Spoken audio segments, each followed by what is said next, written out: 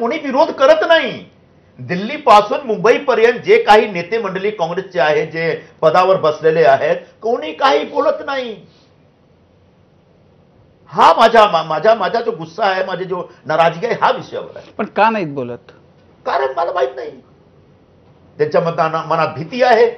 पण असं आहे की आदर तर नाही असणार, एवढे मोठे नाही आहेत की सगळ्याच्या मनात आदर आहे असं.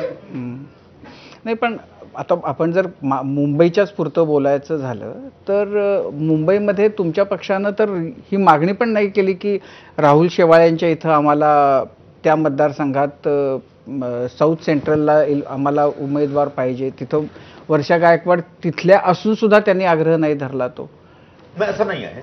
पक्षातर्फे आउट ऑफ 6 3 सीटची मागणी होती दिल्लीमध्ये जेव्हा पहिली मीटिंग झाली.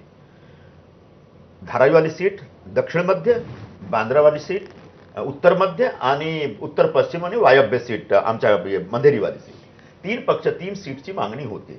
आणि 3 सीटवर त्यांनी सांगितलं फक्त आम्ही तुम्हाला 1 सीट सोडणार, उत्तर मध्य बांद्रावाली सीट. त्या सीटमध्ये त्या क्षेत्रात स्वतः मातोश्री आहे, जे काही जे बच्चीखुची सेना शिवसेना आहे त्याचे प्रमुख तिकडे राहतात. तो सीट त्यांना नाही पाहिजे. मला काही माहित नाही का त्यांच्या मनात भीती आहे भाजपच्या समोर जाण्याची का, कारण तो सीट भाजपकडे आहे. तर भाजपच्या लढण्याची त्यांच्याकडे त्यांच्या आतमध्ये काही ताकद नाही आहे का? तर ते सीट तुम्ही लढा, आम्ही मागत नाही तो सीट, नाही आता तुम्ही लढा, बाकी 5 सीट आम्ही लढणार. तो 3 सीटची मागणी सुरुवातीपासून होता, पण इकडे येऊन काही एक मोर दॅन 20 राऊंड तो सीट शेअरिंगची बैठक झालेली आहे. तो 20 राऊंड येईपर्यंत बाकी सगळे सीटवर ते आमचे नेते मंडळी सारे विसरले आणि सांगितलं फक्त 1 सीट, बाकी सीटवर चर्चा करू नका.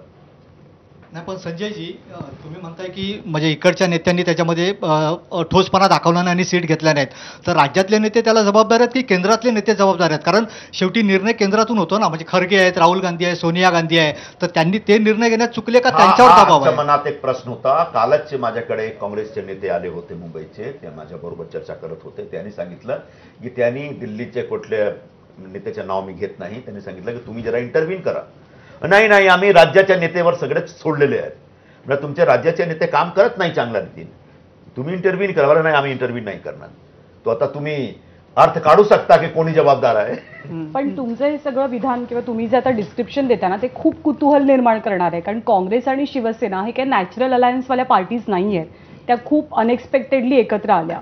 मग असं कसं होईल? तुम्ही म्हणताय त्याप्रमाणे की काँग्रेस फुल सरेंडर झाली आहे शिवसेनेला, असं काय आहे जे सरांनी पण मगाशी विचारलं? 2019 मध्ये जेव्हा शिवसेना आणि काँग्रेसमध्ये एक सरकार बनविण्याचा कार्यक्रम चालू होता आणि जेव्हा असा आला की काँग्रेस पहिल्यांदा शिवसेना बरोबर सत्तामध्ये जाईल आणि उद्धव ठाकरेला मुख्यमंत्री बनविण्याचा प्रोग्राम आणि त्यांना पाठिंबा देईल, तर एकटा मी त्याच्या विरोधात उभे होतो.